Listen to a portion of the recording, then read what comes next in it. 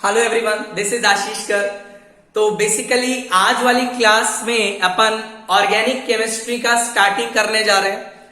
तो सबसे पहले अपन ऑर्गेनिक केमिस्ट्री में स्टडी करने वाले हैं IUPAC nomenclature, followed by GOC isomerism and then followed by reaction mechanism. Right sir.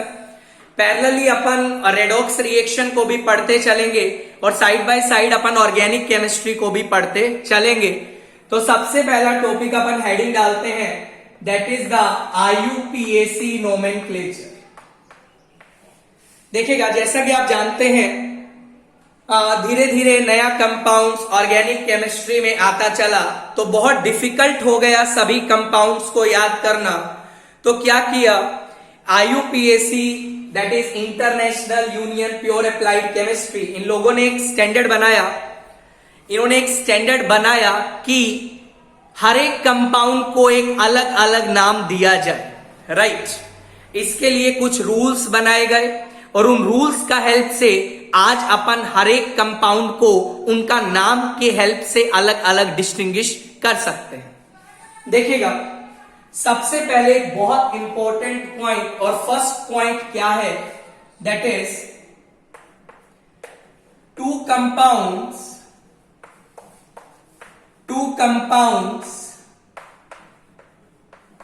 can't have the same IUPAC nomenclature। ये आपका पहला पॉइंट है और बहुत सिंपल पॉइंट है। दुनिया में कभी भी दो कंपाउंड्स का IUPAC नोमेनक्लेचर सेम नहीं हो सकता। राइट। उसके बाद बेटा, जिस भी IUPAC कंपाउंड का IUPAC नोमेनक्लेचर लिखा जाता है तो अपन एक ऑर्डर फॉलो करते हैं। सबसे पहले अपन लिखते हैं सेकेंडरी प्रीफिक्स को। Sir what is secondary prefix, सब चीजें आपको बताई जाएंगी। उसके बाद अपन लिखते हैं 1 डिग्री प्रीफिक्स को। उसके बाद अपन लिखते हैं वर्ड रूट को, that is word root, sorry. उसके बाद अपन लिखेंगे दैट इज वर्ड रूट को लिखेंगे। वर्ड रूट के बाद बेटा आप लिखेंगे दैट इज 1 डिग्री सफिक्स लिखते हैं अपन, और 1 डिग्री सफिक्स के बाद लास्ट में अपन लिखते हैं सेकेंडरी सफिक्स। Right sir. तो किसी भी कंपाउंड का जब अपन IUPAC नोमेनक्लेचर करते हैं तो ये चीज आपको फॉलो करनी पड़ती है। सबसे पहले secondary prefix, 1 degree prefix, word root, 1 degree suffix, 2 degree suffix. अब आपके दिमाग में सवाल आता है, सर ये क्या कहना चाहते हो? 1 डिग्री सफिक्स का मतलब, 2 डिग्री प्रीफिक्स का मतलब आखिर है क्या? सुनिएगा बच्चा, सबसे पहले अपन बात करते हैं 1 डिग्री प्रीफिक्स का। यदि मैं 1 डिग्री प्रीफिक्स का बात करूं, ये क्या बताता है? It tales whether the system is cyclic और नॉट। बेटा ये बताता है आपका सिस्टम साइक्लिक है या नहीं। If system is cyclic,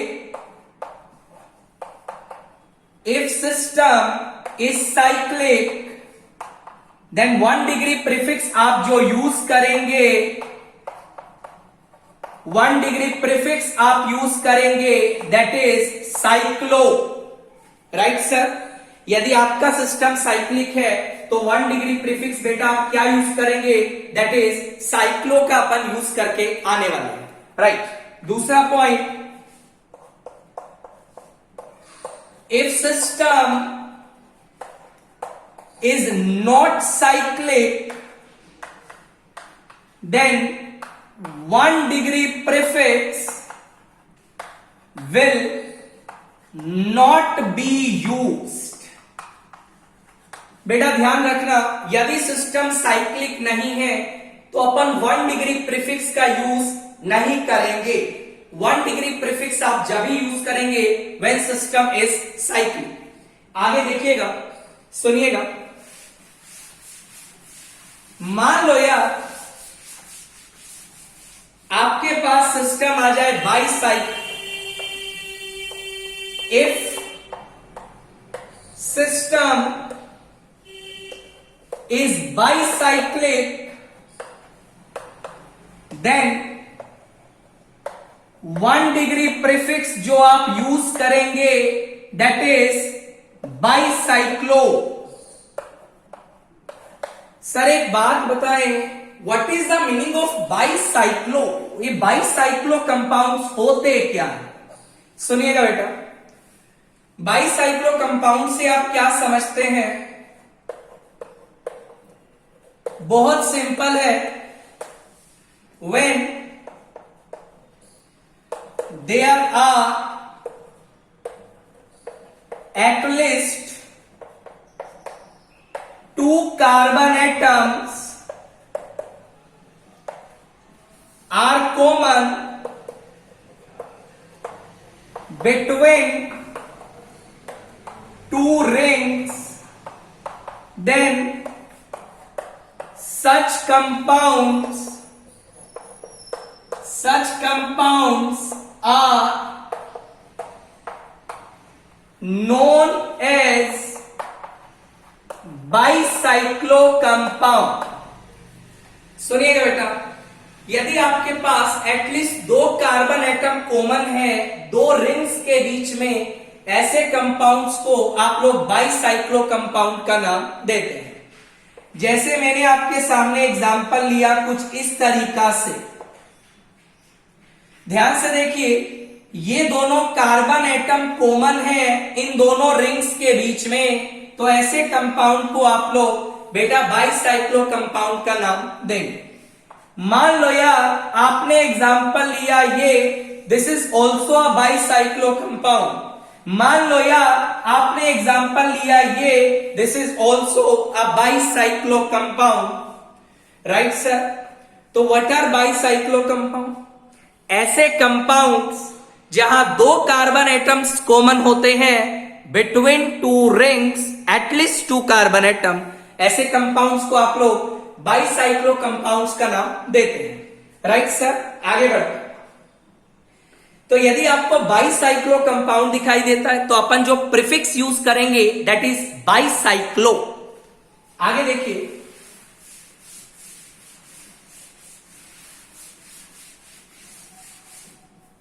देखिएगा, if system is spiro then 1 degree prefix बच्चा जो आप यूज करेंगे दैट इज स्पाइरो। यदि आपके पास स्पाइरो कंपाउंड दिया है तो ऐसे केस में आप 1 डिग्री प्रीफिक्स क्या यूज करेंगे बेटा? स्पाइरो का यूज करने वाले। What is spiro compounds? देखिएगा, स्पाइरो कंपाउंड का मतलब क्या है? जब 2 रिंग्स के बीच में एक कार्बन एटम कॉमन होता है, दोबारा सुनिए, जब 2 रिंग्स के बीच में एक कार्बन एटम कॉमन होता है, ऐसे कंपाउंड्स को आप लोग स्पाइरो कंपाउंड्स का नाम देते हैं। मान लिया एग्जाम्पल कुछ ऐसा ले लिया, क्या ये एक स्पाइरो कंपाउंड है? Yes, it is a spiro compound. ध्यान रखिएगा, when 1 carbon atom is common between 2 rings, such compounds are known as spiro compounds, right? So this is all about your 1 degree prefix. Fine. तो ध्यान रखिएगा, यदि system आपका acyclic है तो आप 1 डिग्री प्रीफिक्स का यूज नहीं करेंगे, राइट? आगे देखिएगा, उसके बाद अपन चलते हैं वर्ड रूट के ऊपर। बच्चा यदि मैं आपसे वर्ड रूट का बात करूं, ध्यान दीजिएगा, basically let us suppose it represent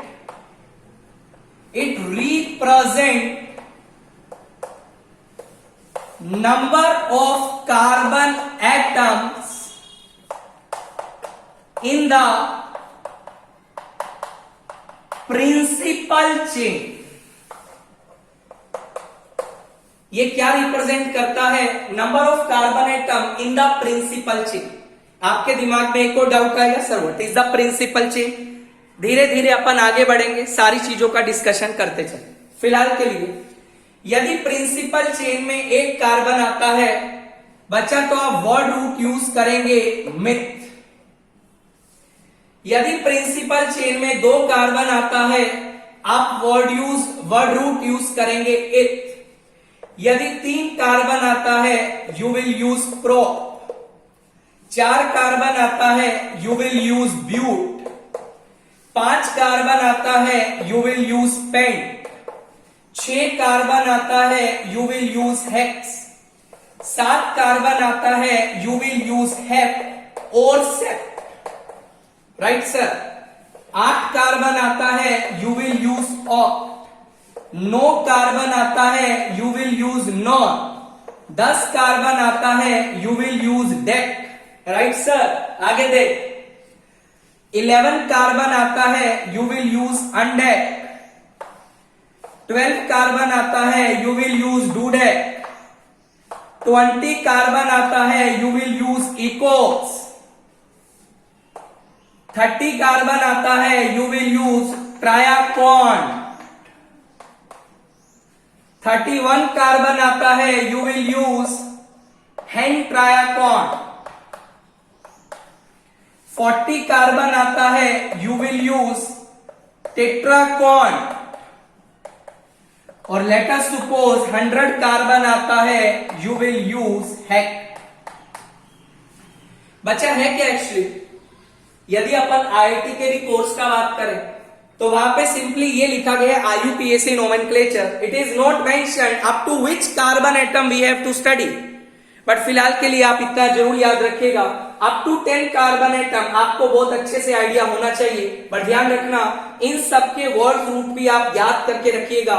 100 direct सवाल पूछ सकते हैं, when we have 100 carbon atom in the principal chain which word root I will use, that is hect. Right sir. आगे दो। So this is all about your word root. ये आपका word root हो गया। उसके बाद देखिएगा,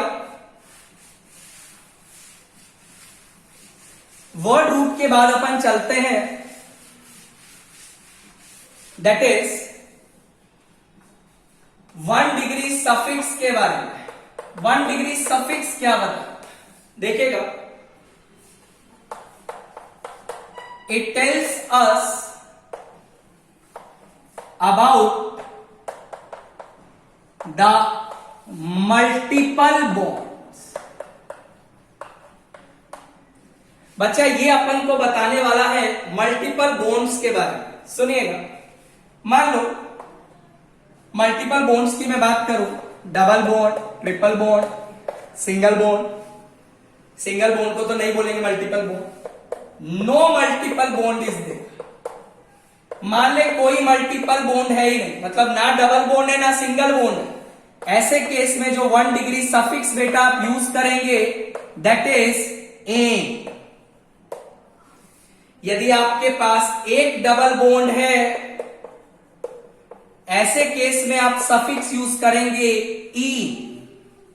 यदि आपके पास 2 डबल बॉन्ड है, ऐसे केस में आप सफिक्स यूज करेंगे डाई ई। राइट। मान लो यार आपके पास 3 डबल बॉन्ड है, ऐसे केस में आप सफिक्स यूज करेंगे ट्राई ई। मान ले तेरे पास एक ट्रिपल बॉन्ड है, सुनता चल, ऐसे केस में यूज करेंगे आइन। मान ले तेरे पास 2 ट्रिपल बॉन्ड है, 2 ट्रिपल बॉन्ड में क्या यूज करेगा? डाई आइन। 3 ट्रिपल बॉन्ड में क्या यूज करेगा? ट्राई आइन। Right sir, this is fine. So this is your 1 degree suffix. एक छोटा सा पॉइंट वर्ड रूट में मिस हो गया है, उसको भी अपन देख लेते हैं। देखिएगा, वर्ड रूट में एक छोटा सा पॉइंट मिस हो गया है, सुनिएगा ध्यान से। देखिएगा, when वर्ड रूट में ही पढ़ रहे, when more than one same type of multiple bond is present, then word root also changes। ध्यान दें बच्चा, यदि आपके पास एक से ज्यादा सेम टाइप का मल्टीपल बॉन्ड आ जाए, ऐसी सिचुएशन में वर्ड रूट भी चेंज हो जाता है। मान ले, देखो, एक कार्बन पे वर्ड रूट दो डबल बॉन्ड आ ही नहीं सकते, दो मल्टीपल बॉन्ड आ ही नहीं सकते एक कार्बन के केस में। दो कार्बन पे दो मल्टीपल बॉन्ड आ ही नहीं सकते, राइट। तीन कार्बन पे मल्टीपल बॉन्ड आ सकता है, एलीन्स की बात कर सकता है। चार कार्बन पे भी आ सकता है, पांच पे भी आ सकता है, आगे सब में आ सकता है। तो एक और दो कार्बन की तो बात ही नहीं करेंगे। ध्यान से, जब भी एक से ज्यादा सेम टाइप का मल्टीपल बॉन्ड आए, ऐसे केस में वर्ड रूट ब्यूट नहीं रहता, बन जाता है buta. Right sir. Propa, buta, penta, hexa, hepta, octa. Right, ध्यान दे, ये बन जाएगा तेरा पेंटा। मान ले छी आ जाता हेक्सा। राइट, बट ध्यान रखियो, ये वर्ड रूट तुझे कब सोचने हैं, जब तेरे पास एक से ज्यादा सेम टाइप का मल्टीपल बॉन्ड आए, तब तुझे इस वर्ड रूट के बारे में सोचना है। Right sir. आगे सुनिएगा ध्यान से, ये भी आप वर्ड रूट में याद रखिएगा, it is very important point. उसके बाद बात करते हैं 2 डिग्री सफिक्स का। देखिएगा, it tells us about the functional group. बच्चा, ये अपन को फंक्शनल ग्रुप के बारे में बताता है। तो फिलहाल के लिए अपन 2 डिग्री सफिक्स का डिस्कशन नहीं करेंगे, बिकॉज जैसे जैसे अपन फंक्शनल ग्रुप के ऊपर मूव करेंगे तो मैं सारे 2 डिग्री सफिक्स जो है आपको बताता चलूंगा। Right sir. फिलहाल के लिए अपन फंक्शनल ग्रुप का डिस्कशन नहीं करने वाले, सबसे बाद में करेंगे, सबसे लास्ट पार्ट है। एक अपन के पास बच गया है 2 degree prefix. Sir 2 degree prefix क्या करता है ये भी बता दीजिए, सुनिएगा ध्यान से। It tells us about the substituent present on the principal chain। बच्चा, ये सब्स्टिट्यूएंट के बारे में बताता है जो प्रिंसिपल चेन से जुड़ा।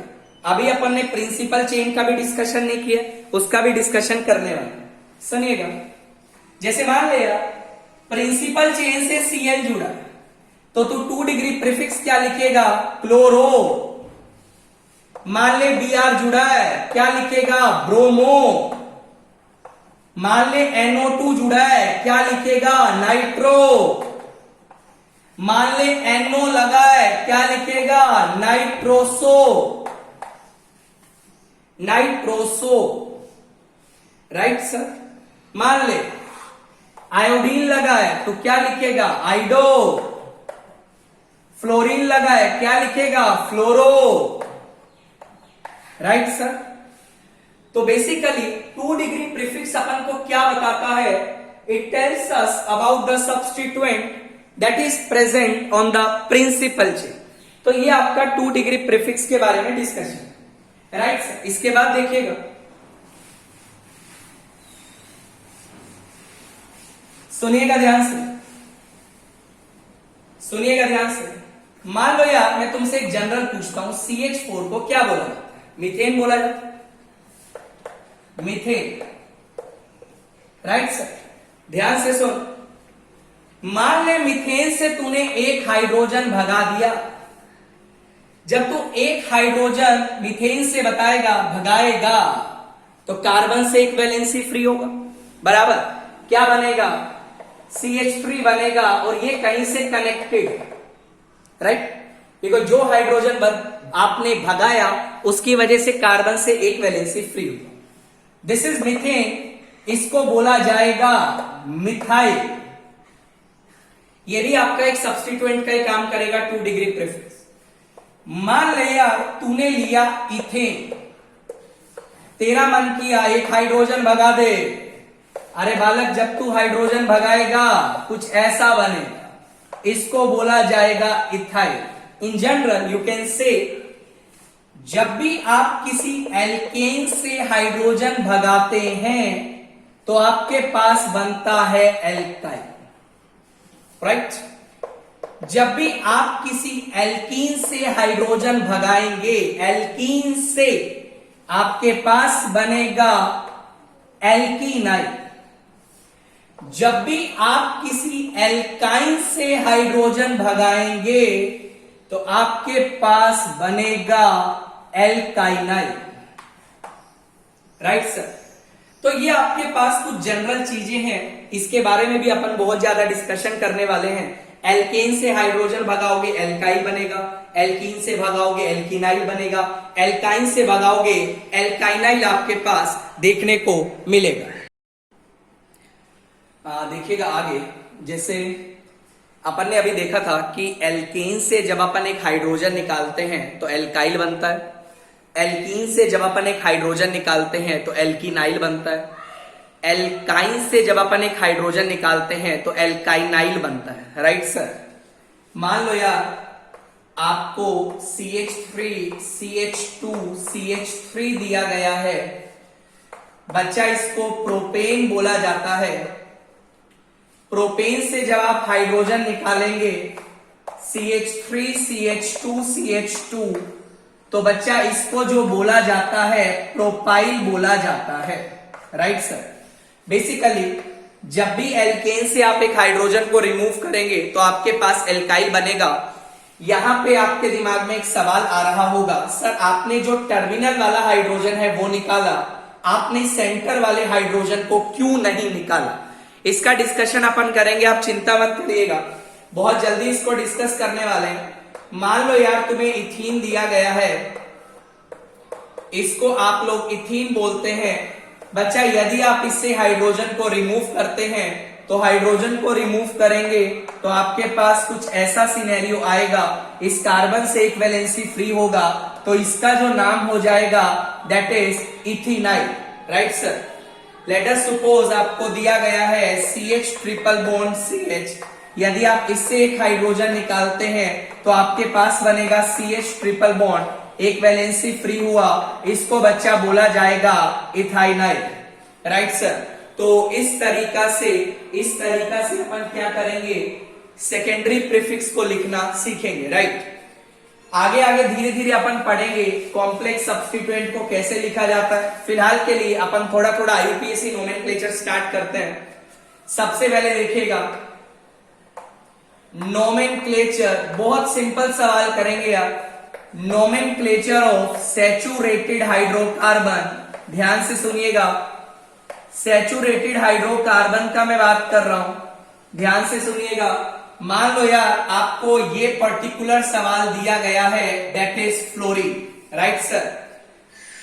मुझे बोला गया इस पर्टिकुलर कंपाउंड का आपको नोमेनक्लेचर लिखना है, तो सबसे पहले आपको क्या देखना है, you have to find out the principal chain, right. What is principal chain? कोई भी ऐसा कार्बन कंटेनिंग चेन जिसमें maximum number of carbon atom है, ऐसी चेन को आप लोग प्रिंसिपल चेन का नाम देते हैं, राइट। ऑब्वियसली आपको एक ही चेन दिखाई दे रही है, दिस पर्टिकुलर चेन, इस चेन को बच्चा आप क्या बोलेंगे, प्रिंसिपल चेन का नाम देंगे, राइट। अब इस प्रिंसिपल चेन में आपके पास दो पॉसिबिलिटी है, या तो आप नंबरिंग राइट से कर सकते हैं या आप नंबरिंग लेफ्ट से कर सकते हैं। सुनिएगा, मान लो यार इस केस में आपने नंबरिंग राइट से किया 1 2 3 4, या फिर दूसरा पॉसिबिलिटी है आपने नंबरिंग लेफ्ट से किया, इट इज 1 2 3 4, राइट। अब आपके दिमाग में पहला सवाल आएगा, सर ये बता कौन सा नंबरिंग करेक्ट है? तो इसके लिए आप रूल लगाते हैं that is lowest locant rule. Lowest locant rule. बच्चा what is the meaning of the locant? Basically जब भी आप किसी IUPAC नोमेनक्लेचर को लिखते हैं तो वो जो मैथमेटिकल डिजिट्स बीच में आता है, जो नंबर्स बीच में आता है, उन नंबर्स को ही लोकेंट बोला जाता है। सुनिएगा, smaller is the locant, smaller is the locant to the substituent, smaller is the locant to the substituent, higher is the priority, या उस चेन को आप प्रायोरिटी देंगे या उस साइड से आप नंबरिंग को प्रायोरिटी देंगे, राइट। लोकेंट की बात कर रहे हैं यहां पे। यदि सब्स्टिट्यूएंट को बात करें तो जो नंबर मिला है वो 2 मिला है। यहां पे जो सब्स्टिट्यूएंट का बात करें तो जो नंबर मिला है वो 3 मिला है। According to the lowest locant rule substituent को नंबर छोटा मिलना चाहिए। इसका मतलब ये पर्टिकुलर नंबरिंग बच्चा आपका गलत है, राइट। ये नंबरिंग गलत है, मींस ये वाला नंबरिंग करेक्ट है। अब आपको इसका नोमेनक्लेचर डिसाइड करना है। नोमेनक्लेचर आप कैसे लिखते हैं, मेरी बात सुनिएगा। नोमेनक्लेचर लिखने के लिए सबसे पहले आपको सेकेंडरी प्रीफिक्स लिखना होता है। सेकेंडरी प्रीफिक्स क्या होता है? प्रिंसिपल चेन से जो भी सब्स्टिट्यूएंट जुड़ा होता है उसके लिए आप सेकेंडरी प्रीफिक्स को क्या करते हैं बच्चा? डिफाइन करते हैं, राइट सर। तो बेसिकली आप क्या लिखेंगे? लोकेंट सबसे पहले लिखा, लोकेंट के बाद आपने लिखा 2 फ्लोरो। आई थिंक आपको ये बात समझ आ रहा होगा। लोकेंट के बाद आपने 2 फ्लोरो लिखा। सुनिएगा, जब भी कोई नंबर है और अल्फाबेट है, हमेशा नंबर और अल्फाबेट के बीच में, हमेशा नंबर और अल्फाबेट के बीच में आप लोग डैश लगाएंगे। 2 फ्लोरो आप लिख चुके हैं। उसके बाद 1 डिग्री प्रीफिक्स लिखना है। 1 डिग्री प्रीफिक्स साइक्लिक सिस्टम को बताता है, बट ये सिस्टम साइक्लिक नहीं है, तो यहां पे आप 1 डिग्री प्रीफिक्स का बात नहीं करेंगे। उसके बाद वर्ड रूट का बात करते हैं। वर्ड रूट का मैं बात करूं तो प्रिंसिपल चेन में 4 कार्बन है और 4 कार्बन के लिए जो वर्ड रूट आपने यूज किया था दैट इज ब्यूट, राइट। उसके बाद 1 डिग्री सफिक्स का बात करते हैं। यदि मैं 1 डिग्री सफिक्स का मैं आपसे पूछूं, यहां पे कोई मल्टीपल बॉन्ड नहीं है और यदि कोई भी मल्टीपल बॉन्ड प्रेजेंट नहीं होता है तो उस केस में आप 1 डिग्री सफिक्स यूज करते हैं, दैट इज एन। तो what is the nomenclature of this particular compound? That is 2-फ्लोरोब्यूटेन, राइट सर। आगे देखिएगा, कुछ और एग्जांपल को अपन डिस्कस करते हैं। सुनिए बच्चा, ये हल्का एग्जांपल है। डोंट एक्सपेक्ट कि ऐसे क्वेश्चन आपके IIT या CBSE में आने वाले हैं। ये क्वेश्चन तो आपका CBSE में भी नहीं आएगा, ये तो आपका 9th-10th का सवाल है। फिलहाल बेसिक अपन सीखने चल रहे हैं, अपन हायर लेवल तक चलेंगे, आप चिंता मत करिएगा। देखिएगा, सबसे पहले the number and the alphabet is always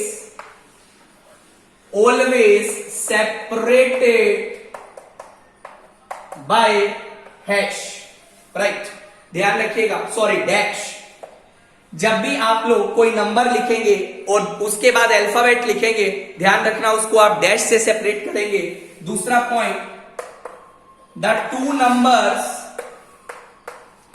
are always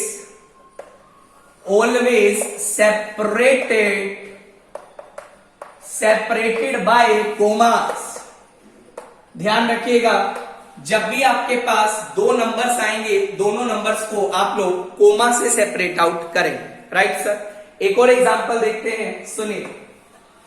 मान लो यार तुम्हें ये पर्टिकुलर एग्जांपल दिया है, राइट। मुझे बोला गया आप इसका नोमेनक्लेचर लिखिए, राइट। बिल्कुल बेसिक एग्जांपल है। सबसे पहले आपको प्रिंसिपल चेन डिसाइड करनी है। बच्चा, प्रिंसिपल चेन तो आपने डिसाइड कर ही लिया होगा। या तो इस वाले मिथाइल को इंक्लूड करिए या इस वाले मिथाइल को इंक्लूड करिए, दोनों एक ही चीज है, राइट सर। आगे देखिए, अब आपके दिमाग में आएगा सर एक बात बताइए, नंबरिंग कहां से करें? अच्छा, लोएस्ट लोकेंट रूल लगाते हैं। आई हैव 2 पॉसिबिलिटी, या तो आप नंबरिंग लेफ्ट से कर सकते हैं या फिर बच्चा आप लोग नंबरिंग जो है वो राइट से कर सकते हैं। लोकेंट रूल लगाना। According to the lowest locant rule, जो सब्स्टिट्यूएंट को नंबर है वो छोटा मिलना जरूरी है। अब मुझे एक बात बता, प्रिंसिपल चेन से जो भी चीज जुड़ा है उसको सब्स्टिट्यूएंट बोलते हैं। यहां सब्स्टिट्यूएंट को नंबर क्या मिला है? 2 मिला है। यहां सब्स्टिट्यूएंट को नंबर क्या मिला है? 4 मिला है। मतलब इन दोनों में से कौन सा नंबरिंग करेक्ट है? ये नंबरिंग करेक्ट है, ये नंबरिंग रॉन्ग है। राइट सर, ये नंबरिंग करेक्ट है। अब अपन को नाम लिखना है। सबसे पहले क्या लिखेंगे? 2 डिग्री प्रीफिक्स लिखेंगे। 2 डिग्री प्रीफिक्स का यदि मैं बात करूं तो what you will write, it is nothing 2 methyl. Right sir, 2 methyl के बाद साइक्लिक सिस्टम नहीं है, 1 डिग्री प्रीफिक्स नहीं लिखेंगे। उसके बाद वर्ड रूट का यूज करेंगे, that is pent. Right sir, pent के बाद अपन क्या लिखेंगे? जल्दी बता दीजिए। पेंट के बाद ए, तो what is the nomenclature of this particular compound? It is 2 methyl pentane. उम्मीद करता हूं आपको ये वाली बात भी समझ आ रही होगी। आगे देखिएगा बच्चा, बहुत सिंपल है यार, बहुत ज्यादा सिंपल है। आगे देखिए, मान लीजिए आपके सामने ये सवाल आ गया। राइट, ये आपका NO2, बहुत सिंपल। आपको बोला गया इसका आप नोमेनक्लेचर लिखिए। फर्स्ट आपको क्या करना है? You have to decide the principal chain. Right, आपको प्रिंसिपल चेन तो दिखाई दे रहा होगा, इसमें तो कोई डाउट नहीं आना चाहिए। ये तो आपको प्रिंसिपल चेन दिखाई दे रहा है। राइट सर, अब आपके पास टास्क आता है नंबरिंग। नंबरिंग के लिए आप लोकेंट रूल का सहारा लीजिए। तो मेरी बात सुनिएगा, आई हैव 2 पॉसिबिलिटी। या तो आप नंबरिंग करेंगे 1 2, this is 3, this is 4, this is 5, this is 1 possibility. या दूसरा पॉसिबिलिटी आपका है, ये आपका बच्चा फ्लोरीन लगा है, आप कर सकते हैं 1 2 3 4 5। अब आपके दिमाग में सवाल आएगा, sir what is the correct numbering? सबसे पहले यहाँ पे लोकेंट लिखते हैं कि सब्स्टिट्यूएंट को नंबर लोकेंट क्या क्या मिला है? 1,5 मिला है। सब्स्टिट्यूएंट को नंबर क्या मिला है? 1 यहाँ पे मिला है, 5 यहाँ पे मिला है। यदि यहां मैं लोकेंट का बात करूं तो यहां लोकेंट क्या क्या मिला है बच्चा? यहां भी आप देखिएगा 1,5 मिला। राइट सर, तो सुनिएगा, if locant rule fails, then we have to see, we have to check, we have to see alphabetical order of the substituent। बच्चा यदि लोकेंट रूल फेल हो जाता है तो आपका अल्फाबेटिकल ऑर्डर आप ध्यान रखिएगा। यदि इस सब्स्टिट्यूएंट का मैं बात करूं बच्चा, इसका नाम होता है आपका फ्लोरो। इसका मैं बात करूं, इसका नाम आपका होता है नाइट्रो। फ्लोरो नाइट्रो में से पहले क्या आता है? फ्लोरो आता है, मतलब फ्लोरीन पहले आता है एन के कंपैरिजन में। राइट, फ्लोरीन पहले आता है, मतलब फ्लोरीन को आपको छोटा नंबर देना। अब फ्लोरीन को छोटा नंबर यहां पे मिल रहा है या यहां पे मिल रहा है? ऑब्वियसली यहां पे मिल रहा है, मतलब ये वाला नंबरिंग गलत है। राइट सर, ध्यान रखिएगा बच्चा, जब आप इसका नोमेनक्लेचर लिखेंगे उसमें भी आपको प्योरली अल्फाबेटिकल ऑर्डर को फॉलो करना। इस तरीका से what you will write, 1 dash fluoro. Right sir, पहले पूरा सब्स्टिट्यूएंट लिख रहा है, सेकेंडरी प्रीफिक्स। उसके बाद क्या लिखोगे? That is dash 5 nitro. 1 degree, sorry 2 degree prefix आप लिख चुके हैं। यहां आप 1 डिग्री प्रीफिक्स नहीं लिखेंगे बिकॉज सिस्टम साइक्लिक नहीं। उसके बाद वर्ड रूट लिखेंगे, that is pent followed by a. तो आपका आंसर बन जाएगा, इट इज 1 फ्लोरो 5 नाइट्रोपेंटेन। उम्मीद करता हूं आपको ये वाला एग्जाम्पल भी समझ आ रहा होगा।